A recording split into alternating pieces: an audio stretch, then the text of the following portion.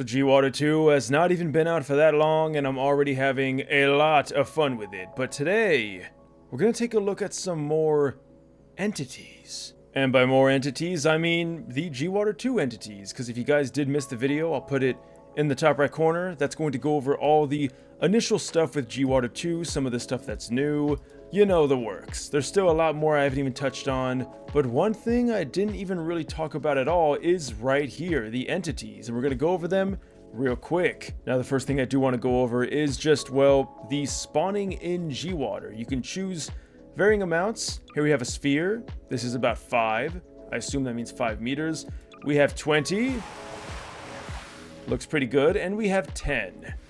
Now, the reason why I'm playing on Construct is I really want to play on a map that's easy to see, easy to understand, and what better map than that than the one you start out on. Because today we're talking only about the entities, not about the physics or the way that the water interacts, unless that thing it's interacting with is an entity, of course. And this goes on to the next option, which is going to be cleanup. That means you don't gotta pull out the GWater gun and press R every time. Definitely pretty nice to have. Next up, we have the cubes. We have a cube 5 that I didn't even see what that was. There it is. We have cube 20. And we have cube 10. Also, I realized it's probably easier to see if I just use the tool gun. Yeah, but overall, this is pretty much just a means to get GWater into something. Maybe you want to have it be a bit more precise. As you can see, it's going into this dumpster fairly well. Not a lot of leakage, definitely some. So I can totally see why this is necessary and useful, because sometimes you don't want to have to use the GWater gun. Alright, that's the boring stuff. Now let's go over some of the fun stuff. And first up, I want to talk about cloth physics, which we did go over, I believe, in one of the GWater updates. Or you know what, I think that was an entirely different mod by Meetric. But we have cloth. We have 50 cloth, which again, I assume is 50 meters. It still boggles my mind how this works. Like, this looks unnaturally natural. I don't know how to put it. Let's go ahead and spawn it again. Ah, it's like those videos you see on TikTok, you know? The faces and... oh god, the brain rot. Let's move on to the next cloth, and this is going to be 200. Certainly a step up from the 50. And we can pretty much cover the entire roof of this building, almost perfectly so. Now, it is very important to understand that this cloth is going to act exactly like GWater, and also if you want it to actually land on the parts, you have to spawn it in a certain way. There we go. Ah, yes. And now we can see the way the cloth moves into the wind, the shading and everything. It looks freaky, like it's freaking my mind out looking at this. But fun fact, you can use GWater to interact with the cloth. That's right, we're going meta. Everything can interact with everything. Alright, but let's say that we spawned in a little too much GWater. That was already 100,000 particles, by the way. No need to worry. We have a drain. And this drain is going to, well, empty out any area that has GWater in it. Now, this drain by itself is not exactly all that useful. You can, of course, push GWater into it to, well, have it drain quicker. But something that's pretty cool about all of these entities is you can customize the properties. See right here, we can increase the strength of the suck. Already, we're starting to get some good results. This is going to increase the strength of the suction once it has begun. But the radius does not change. We can, of course, go ahead and fix that. Simply increase the radius and the drain will grow. Now, this is certainly a lot more useful than the one we had before. Let's go ahead and clean up, and this time we're going to drop some GWater on it. And look at that, without even a second thought. So much of that GWater is now gone. Next up, we have the emitter. The emitter is pretty cool. You can see this side emits liquid.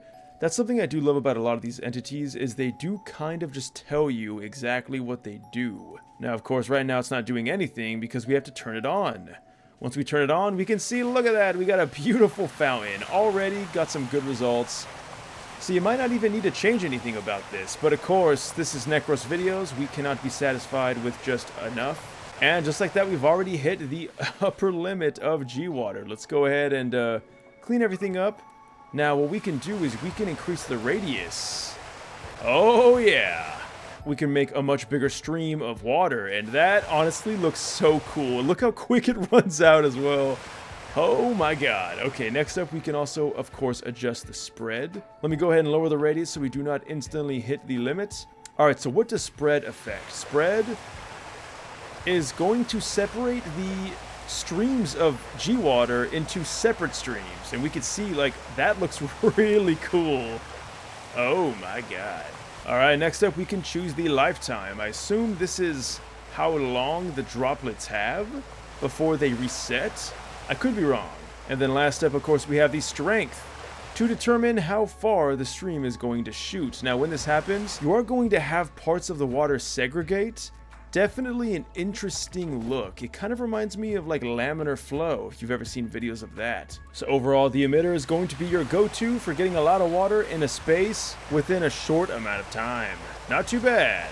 But now let's go over something that is, in my opinion, one of my favorite entities, and we did look at it in the last video, kind of like a teaser if you will, and this is pretty much going to act like, well, a force field. Gravity bending, and we can simply manipulate GWater in any fashion that we so desire. Now if you have a little bit of GWater, you can get some pretty cool effects with like all the water swirling, the sound effects. It really is something, but you can also do stuff like this and really kind of just go crazy. Now, of course, it's also very important to note that you can, of course, mix a lot of these entities together because they do work pretty well together and you can get some pretty cool results. For instance, here we have the emitter. Let's go ahead and crank this up and let's see how it affects the force field. We're going to go ahead and increase the strength. Alrighty. Go ahead and clean up. We can, of course, adjust the force field however we want. And look at that. We can bend the stream in any direction we wish simply by using the force field. It's pretty cool stuff, and you can get some pretty trippy effects depending on how you set up the force field. Speaking of setting up the force field, let's go ahead and take a look at some of the options. We can, of course, increase the strength. We can also choose to increase the radius to make it even bigger. Let's go ahead and crank it all the way up. All right, let's go ahead and shoot some globs of GWater and see how it looks now. The strength is kind of intense. It's almost atomizing all the droplets of GWater. It's kind of hard to see what's going on. But if we were to move it, we could see the droplets moving in unison. By the way, guys, we have the maximum amount of particles. It's just that they're moving so fast we can't even see them. Okay, this is pretty cool. Let's get up here. We could definitely see it a lot easier now. It almost looks like your stereotypical atom in like a science notebook. Kind of cool seeing all the particles orbit the center of gravity. Next up, we have Mentos with cola. Oh my god.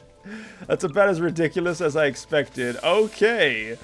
There's no way to know where the Mentos with cola is going to go, but we can see it is dripping small pieces of GWater everywhere. Now, obviously, this is just a gag entity, but it's kind of cool. You can also increase the strength to make it go, well, to the moon, so to say. Oh my god, look at it orbit around. It's probably really hard to see. We gotta see that again. In fact, let's go ahead and pop off a few of these. Okay. Oh my god, the way they're spinning. That is so awesome. A lot of fun. Really fun to mess around with. Next up, we have personally one of my favorites. We have the rain emitter. Go ahead, raise it up. It even kind of sounds like rain. And if you look up, you can see it is indeed raining GWater droplets, and these droplets will accumulate over time on the ground. Now, of course, this is just the default setting. We can increase the density, making the rain a lot more prolific. Oh yeah, now it's definitely coming down. Let's go ahead and clean up. Here it is from a fresh start. Looks pretty rainy. We can also increase the lifetime. There we go. We can also increase the strength. Okay, now that's a lot of water droplets coming down very hard. Also, it's really cool to see the water kind of pool out as it starts to get more and more dense. Pretty cool stuff. Now, sadly, there does not seem to be a setting that lets you increase the size of the cloud. I really would love to have that. I think that would be tremendous. But next up, we have the shower head, and this is going to kind of be a bit rudimentary. Not really all that much going on. We can, of course, change the skin if we like that white underpaint better. I don't know where I was going with that. Anyway, we can go ahead and turn it on. And look at that. We can have a nice GWater shower. We can also increase the density of it. Okay. Whoa. What is going on here? I don't even know what I'm looking at. Let's go ahead and lower that down. That's kind of a bit too much. Once again, we can increase the lifetime. Still not completely sure what this controls. We have strength to turn that shower head into a water machine gun. Oh yeah, look at that. Ripping a path right through. So like I said, overall, there's not much to this. It's just a shower head. That's pretty much it. Next up, we have the Transmuter. This is a very fun one. This is honestly one of the ones I was excited for. It looks like an unassuming gate, right? But of course, if you were to summon a prop, it turns anything it touches into GWater. Now that is pretty cool. This is definitely a lot of fun to mess with. Let's go ahead and try to set this up in a right way. Okay, and boop, water. I also love that the GWater tries to retain the shape of the object that it transforms. Just gives it that extra bit of immersion. Alright, so I did test this, and it did work on NPCs. For some reason now, it does not seem to want to work. Maybe it's just Odessa? I always thought he was kind of an oddball. Let's go ahead and try Barney. Okay. Well, anyway, it turns props and, well, yes, you into water. I am now a puddle on the ground. Alright, so I'm not too sure what's going on here. I swore this did work on NPCs. I thought I tested it myself. What if we were to try a massive prop, though? And that's the full 100,000 particles right there. So overall, a really fun thing to mess around with, just to kind of see what you can and can't turn into water. Next up, we have the Transporter. Now, this is a pretty cool one. We have a giant block here. This is where the water is going to exit. And of course, to demonstrate this, we're going to go ahead and summon in a dumpster. And now we're going to summon a lot of GWater. If we grab this end and we move it through the GWater, you're going to see we're leaving a line.